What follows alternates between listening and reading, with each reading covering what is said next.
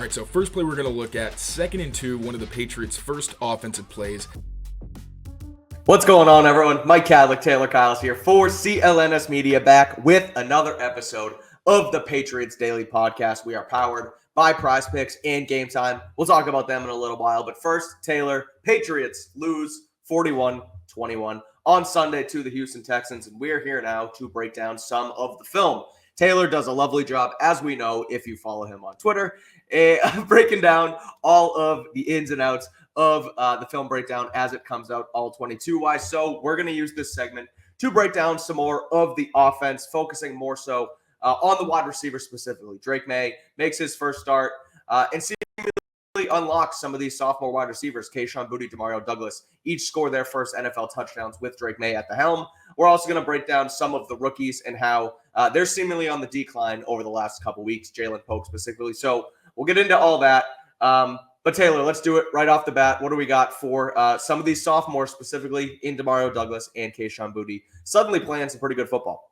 Yeah, so we knew last season that DeMario Douglas and Kayshon Boutte had plenty of talent. We saw it in the summer when DeMario Douglas wasn't even practicing a lot of the time because you would just see that they were trying to preserve him, and he would be working with Mac Jones and all the guys that we knew were starters, where it became very obvious. And he wasn't playing in preseason games, so it's like, oh, this guy, they know what they have in him. And he was great. And he can play right away. That was the attitude we got from them. Yep. That's exactly what we saw. Now, obviously, there were some route running issues throughout last season, but the entire offense was kind of a mess last year, so didn't want to put that squarely on him. But there were so many times in DeMario Douglas's tape where it felt like there were missed opportunities on the field. That continued this season with Jacoby Brissett. It even continued at times with Drake Maye. We'll touch on that. But we also finally saw the glimpses of what he could become, where if you throw to him in stride in space, he can make those house calls. And I think there's even more untapped ability from DeMario Douglas that we haven't seen that we will see under Drake Maye. And then Kayshon Boutte as well. Had a really good summer last year, fought his way onto the roster, forced them to keep 7 receivers. And then this season, we knew that he still looked good. He wasn't standing out quite as much, where last year it was every single day in the summer he was doing something crazy. But you still saw those flashes of talent. And it felt like the coaching staff wanted to keep him, right? It was like when we had the conversations of, okay, when Kendrick Bourne comes back, then who's the odd man out? And it was just like, I don't know. It really feels like Kendrick Bourne is somebody they want to keep around. Obviously, he's earned bigger opportunities. Kayshon Boutte. Boutte, what did I say? Bourne. Same thing. KB, Kendrick Bourne, Kayshon Boutte. But Mac and May and freaking Bourne and Boutte, I'm all over the place. But the point is, Kayshon Boutte is putting in the work. When you look at the tape, he's clearly getting better. And now with Drake Maye, you're not just seeing, obviously, like what we saw last week, the blocking, and he has the great catch on the Hail Mary attempt when they're trying to come back. But not a Hail Mary attempt necessarily. They were just really pretty much trying to do a Hail Mary to get to the other side of the field. But with Drake Maye, you saw the vertical and downfield ability in a way that's more sustainable. So for context on what Drake Maye brought to the offense in his debut as a starter, Drake Maye had 3 completions of 15 yards or more against man coverage, all on downfield throws. Now, before that, under Jacoby Brissett, he had 5 completions of 15 or more yards against man coverage. In all the games he played, 2 of those were checkdowns that turned into explosive plays, and 2 were on the final drive against Miami. Again, the one to Boutte and then the one to Hunter Henry. So we're seeing a very different version of this Patriots offense, where the recipe has been, we just blitz them, we play man coverage, they're going to be stuck in the pocket, and they don't have the arm talent to make us pay. But that's exactly what Drake Maye did. So we're going to start off with Kayshon Boutte. Now, for some statistical background on Boutte, he played 52 snaps in week 6. That was the most among any of the wide receivers. He had 36 in Miami. So his snap count has slowly been rising. This week, he was a full-fledged starter. Like in 2 receiver sets, he was the main X receiver, where we had typically been seeing Jaylen P. He also is getting some reps on the kick return team as a blocker. So he's putting the work in on every single down. He also had in this game a career high with 3 receptions and 59 yards, and he has had a catch of 15 or more yards in each of the past 2 games, 2, in fact, in each of the past 2 games. And I know that he said that the more you play, the more confident you become. We practice Monday through Thursday, walk through on Friday, Saturday, trusting your preparation, and there's never really a doubt in my mind that I can't make a play. I really catch every ball that's thrown to me, so it's like, just catch him. So let's look at the tape, because we're going to see that he does catch a pretty good amount of these dang balls. All right, so we're going to see the vertical ability from Kayshon Boutte here. this was during the basically 1 minute drive, really 40-second drive at the end of the half. Kayshon Boutte had mentioned that he went to the coaches and said, hey, they're just playing all these underneath routes. These defensive backs and corners were playing curls. They were playing the slants because they only thought the Patriots offense was this West Coast system that's going to try to dink and dunk you, but not under Drake Maye. So on this play, Kayshon Boutte is running a straight go route. Nothing too crazy about the concept itself, but the execution against former LSU teammate Derek Stingley. So he gets the free release off the line of scrimmage. He's even with his man, but when Stingley turns, Kayshon Boutte does a nice job using contact and tracking the ball. Stingley's behind because he's trying to look for it, but he's not even with the receiver. Kayshon Boutte with a great play to make a catch way downfield, 51 yards, the longest throw by air yardage for a Patriots quarterback in 3 seasons. Great throw from Drake Maye. Now, throws him open too. That's the key there too. I think Boutte's been great, but Maye throws him open too, going I guess over the shoulder, over the top, where he kind of has Boutte covered for a second there along the sideline. But the way he puts that ball, Boutte knows keep running and it's going to come to me. It's perfect. It's not too far inside where you got to fight through the corner. It's not too far outside where he's got to try to keep his feet in bounds. Like you said, absolutely drops it in the bucket. Now, this is one of the most impressive plays I saw from Drake Maye, one of my favorites, period, where you see his ability to manipulate the defense. We didn't see that much at all with Jacoby Brissett, but this kid, one of the reasons I say that he's a natural thrower is because he does things like this. So the concept is going to be a high-low, where you're going to have what I think the Patriots call a bow route, where it's an outbreaker, but you pretty much adjust where you break based on what the coverage is. And the Texans are actually going to be playing cover 2 with Derek Stingley as the cloud defender. So he's trying to protect short to intermediate on the sideline. Hunter Henry is going to help chip block before he gets out into his route. And that's going to be key here because Maye is going to use that to help create an opening for Kayshon Boutte. So as you can see, Derek Stingley is midpointing this route from Kayshon Boutte as well as the underneath route from Hunter Henry. He's trying to make sure, okay, I'm going to read the quarterback size and go wherever he goes. And that's a tough position to be in against these manipulative quarterbacks because Drake Maye is going to say, bet, I'm going to target you, like the little graphic I did there. Love it. And he's going to pump to manipulate Derek Stingley. See that pump short? Get Stingley to go downhill. That's all he needs. Now Kayshon Boutte is open in that space between the safety and the cornerback, makes the sliding adjustment for the catch to convert on that play. Now, they're not both deep bombs. The first one, you get the bomb. The second one, it's more intermediate, but being able to create openings in zone coverage, against zone coverage, and then to throw your receiver open against man coverage, that's what you get from Drake Maye when he's at his best. And that's why, unlike previous versions of the Patriots offense that we've seen, this version is going to be much more dangerous going down the field. I was going to say, is this a Kayshon Boutte highlight reel or a Drake Maye highlight reel? Like that excites me. The way he manipulates one of the better corners in football and Derek Stingley like that in his first game, right? You think, and he mentioned it too, anxiety going into this game, nervousness, like for him to settle down that quickly and then be able to kind of play mind games and eye games with those guys so early on and do something like that. And, we said it at the top, and that's sort of the theme of this, unlocking these receivers. Like Kayshon Boutte wasn't really much of anything over the course of the start of his career. Yeah, he played some solid games. I guess he really didn't. He had like 2 catches last year. He had a couple good preseason games. Then he comes in the last couple weeks. You talked about it off the top, and he is a completely changed guy in this game. Obviously, has a good game last week as well with Jacoby Brissett under center. I don't want to knock Jacoby for that, but Maye's really able to get the most out of these guys, especially in that example right there. All right, DeMario Douglas as well has a career high in receptions, yards, and a touchdown catch, his first as a pro. Taylor, how did Drake Maye bring the most out of Pop Douglas? Yeah, so with Kayshon Boutte, it was that vertical ability straight down the field where Boutte is more of a 4-5 guy, low 4-5s, maybe high 4-4s, where you do have to give him some air so he can run under those passes and create some of that late separation. But Pop, we already know Pop. He is an excellent, excellent separator. Very few people, if anybody, I haven't seen anybody yet who can hang with this guy one-on-one in man coverage.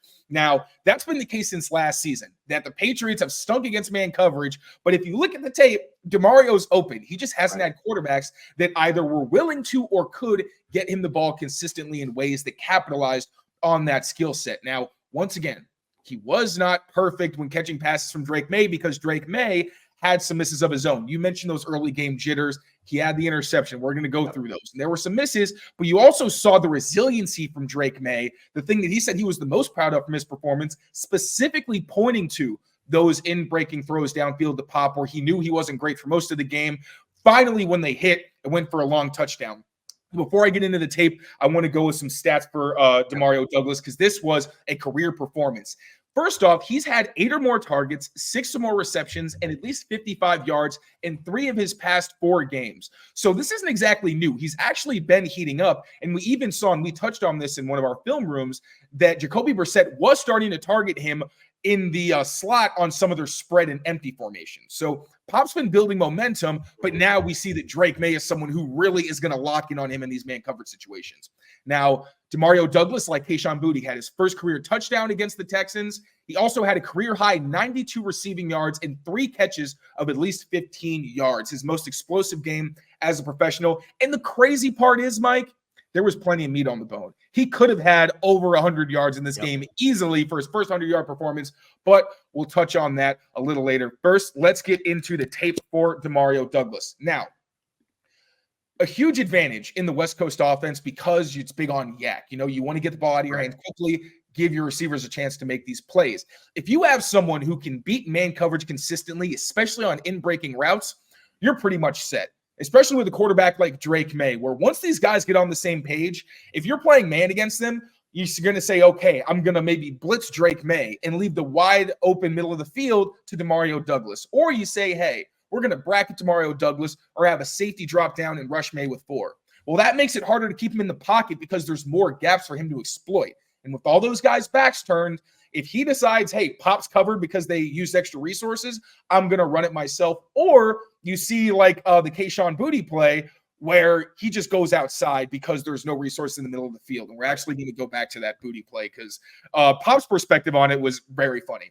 So this is just a compilation of all the times that Pop had an intermediate in-breaker down the field or deep intermediate, whatever. Sure. Downfield in-breakers against man coverage. So you can see how often he was just toasting the guy in front of him and what the results wound up being most of the time. So this first one, obviously going to be Drake Maye's interception. Good decision, but he sails the throw, goes right to the safety. Don't need to see the whole thing, but Drake Maye made a good tackle. Now we're going to see this one was during that 2-minute situation. Pop's wide open and is like, why aren't you going to me? And then it's like, oh my God, we scored a touchdown. It's okay. Never mind. It's all right. It's all right. We also had earlier that drive, the defensive pass interference that actually helped get them into position. Pop, we know, is a penalty magnet. Another angle of this, so you can see how egregiously he gets held here and how uncomfortable he makes cornerbacks in that slot where he could go either way. But even though you think he's probably going to go inside, that quickness is hard to contend with. This time, Drake Maye is going to miss him wide. You know, it's not an interception this time, but it's another miss on 3rd down, big situation. Now, closer this time, Drake Maye is going to hit his target, but it's behind Pop. And I don't know if you noticed, but that safety was not in position to make a tackle because, oh, look, he slipped. Wow. That's a touchdown. That's the one you're talking about. That's 6 if you get it on him.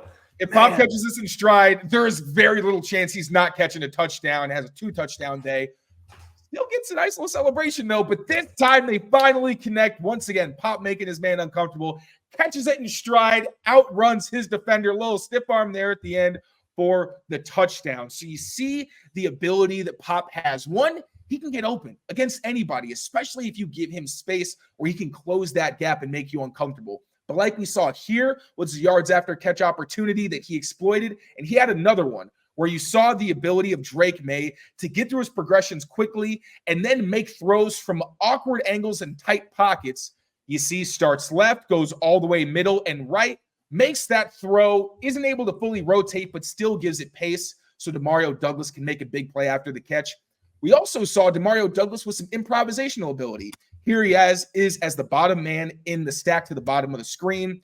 Drake Maye is going to get the snap, and he's going to end up scrambling, trying to extend the play. You see Pop, he tries to get open. He's making his way to the sideline, even gives this defender a little something inside to make sure that he can get some separation.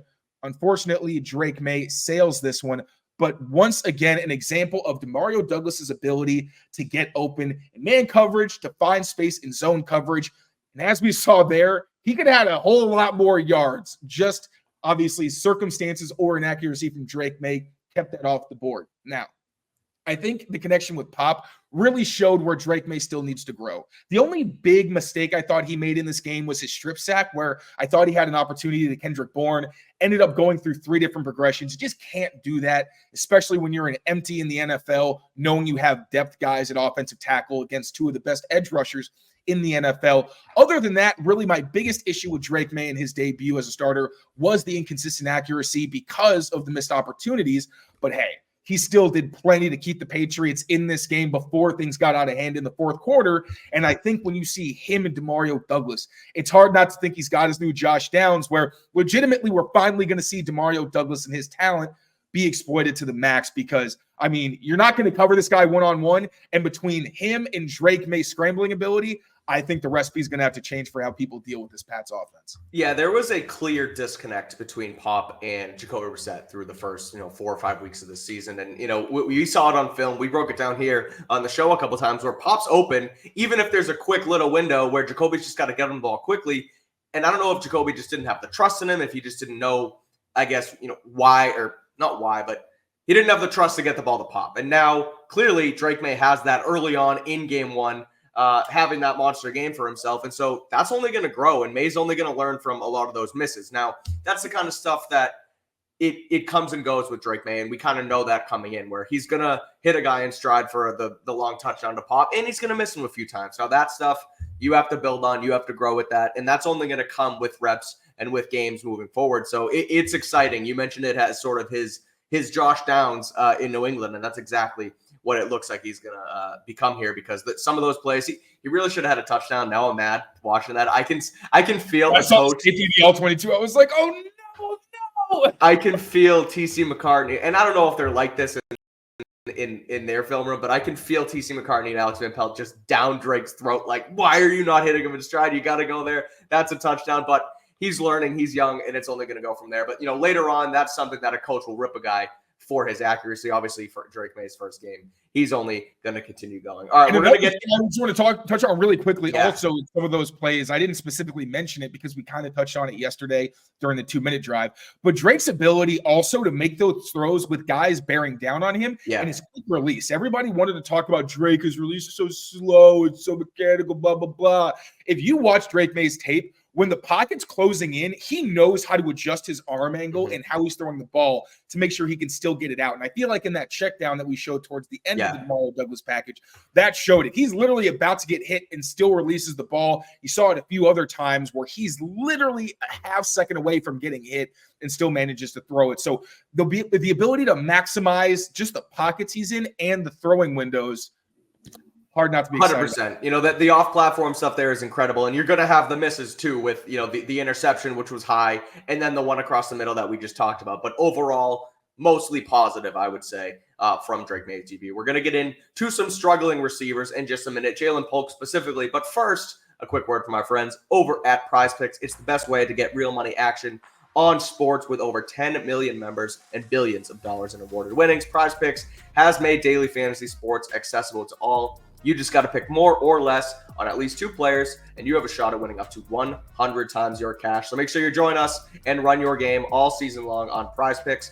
Right now, through the start of the NBA season, there is a free Anthony Edwards square. 1 point from Edwards in their opener in Minnesota gets you 1 win for your lineup. So make sure you use that. It's like the Caleb Williams square we had in September. All you got to do is pick Edwards to score more than half a point, and it's a free square for your lineup.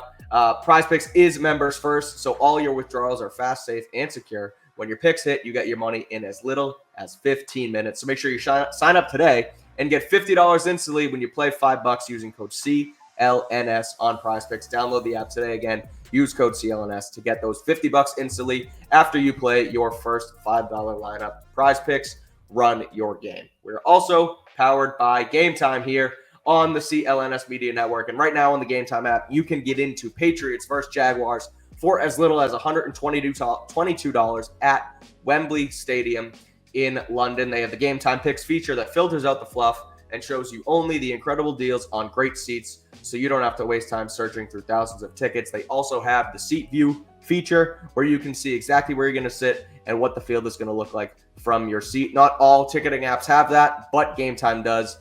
so you can make sure you're not going to have a pole in front of you when you're watching games. I know that happens to a lot of people. At Fenway Park, you never know. That place is old. I don't know what Wembley Stadium looks like. But if you have the Game Time app and you buy it through there, you can know before you finalize your purchase. So take the guesswork out of buying tickets with Game Time picks. Download the Game Time app, create an account, and use code CLNS for $20 off your first purchase. Terms apply. Again, create an account and redeem code CLNS for $20 off. Download Game Time today. What time is it, Taylor? Game time. It is game time. And it's also time for us to wrap up this offensive breakdown from Patriots versus Texans. We're going to do so with Jaylen Polk, who has been struggling quite a bit the last couple weeks. I'm reading off of our rundown right here.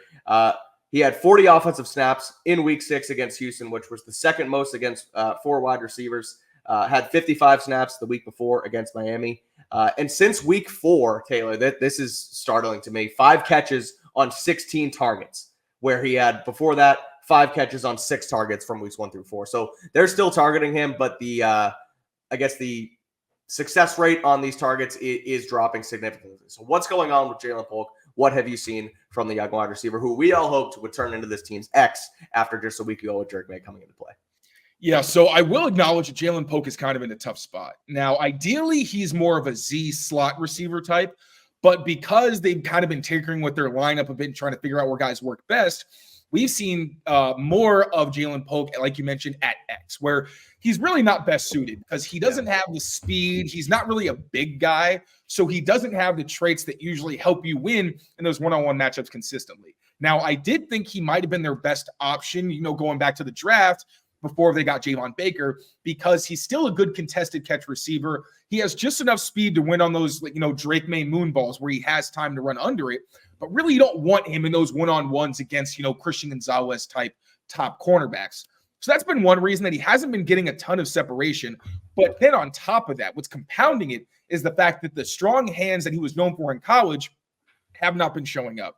I noticed this a couple weeks ago. I didn't really want to say anything. So I'm like, hey, it's a young receiver. I don't really like to put that stuff out there until it becomes a thing. Mm-hmm. Then against the Texans, he targeted 3 times. 2 of those times he dropped the ball. The second time I was like, okay, yeah, I think we have a legitimate problem on our hands. And I think the Patriots also noticed that, because even before we got Gerard Mayo's comments where he said, I think that Polk, in brackets, just needs to get over this mental hump. You've got to eliminate the drop passes. You've got to be better at blocking, which he did a great job at in college.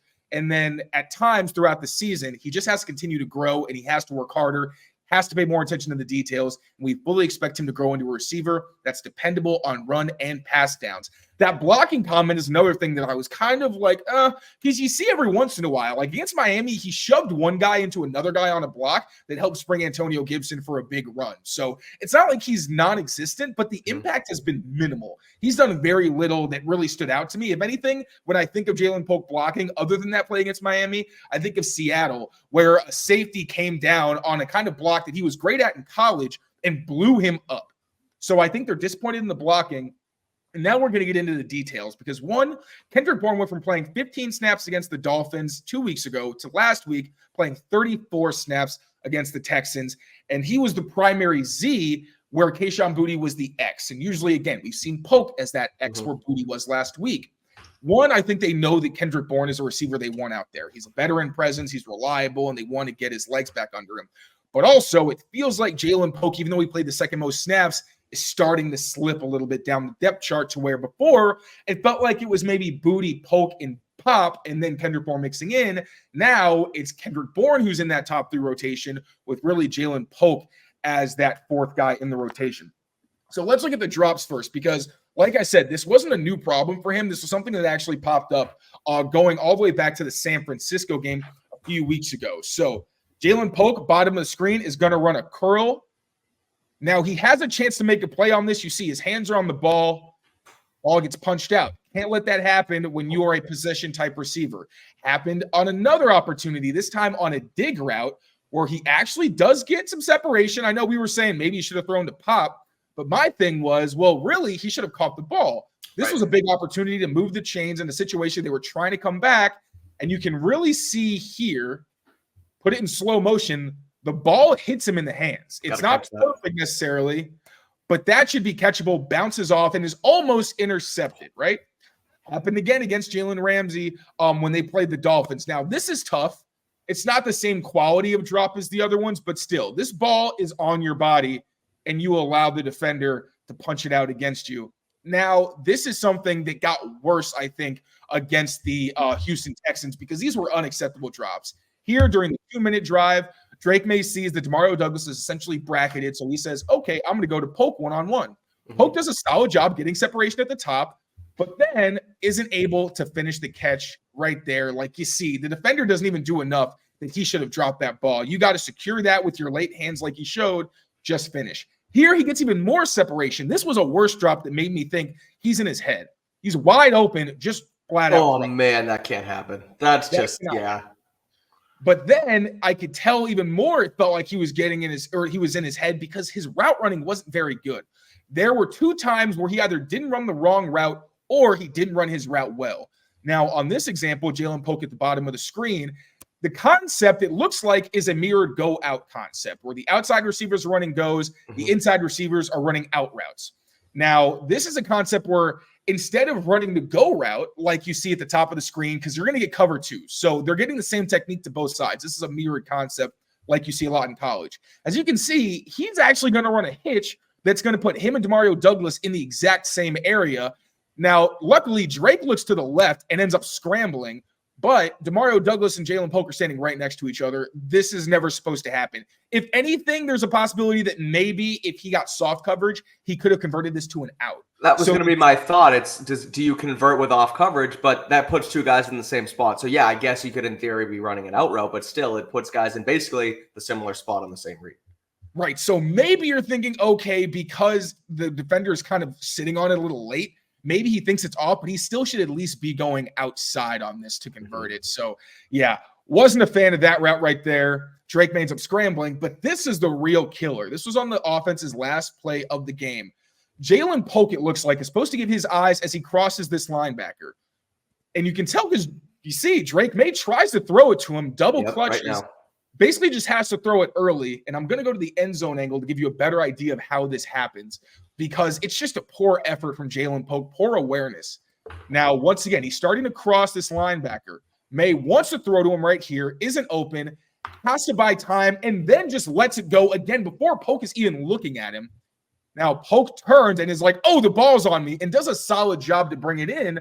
But you can tell afterwards he's not happy with himself because he knows that he made a mistake. So Jaylen Polk, we want to talk about what exactly it is that Jerod Mayo is not happy about. He's not running the right routes consistently. He's not catching the ball consistently when it's catchable and coming his way. And as a guy who's not going to create a ton of natural separation on his own, especially when he's on the outside, you absolutely cannot have these drops, especially in critical moments. Yeah, I'm with you. It's a couple things, right? I mean, awareness and understanding of the offense is obviously huge because you need to not only know what route you're running, but you need to know what route you're running against certain coverages, and having to be on the same page with a quarterback, especially a rookie quarterback, is going to be huge for his development.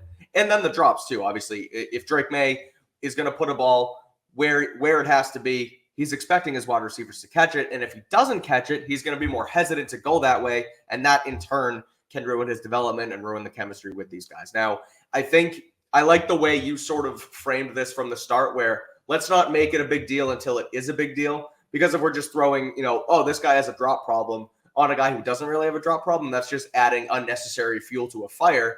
But now it's really turning into something. And so is it a 5-alarm fire? No, not necessarily. I think he's still a rookie. He's young, and they're gonna work through it. And this is the kind of stuff that you do have to work through. So I'm not saying Jaylen Polk's a bust. They shouldn't have, and I don't think you're not, obviously, either. They didn't ruin the pick. They didn't do anything. But you have to touch on it, and these kind of things are happening. And I'm confident Jaylen Polk is a player who cares about his craft. He's smart. He's a no block, no rock type of guy. So he's not all about himself. He's a team player. And I'm convinced that they'll get this kind of stuff done. But you want to make sure it happens, and I think they will. So any other thoughts, Taylor, on all the wide receivers before we get out of here? I think clearly we showed some of the good stuff with some of the second-year guys, Boutte, Pop Douglas getting themselves involved, but also Jaylen Polk going through a little bit of a rookie bump here and has to improve on it if he wants to continue to stay on the field. Yeah, I just don't really, you touched on it, but I just want to reiterate, don't panic. Like with Javon Baker and with Jaylen Polk, these are young guys. Their heads are probably spinning. They've been playing with different quarterbacks. You know, the game plans always rotate because they're a game plan team, as they say. So they may just be taking in more information than they can handle, drinking from a fire hose. That's natural. Don't need to be talking crap about them on Twitter. Don't need to be turning this into a huge thing. Right.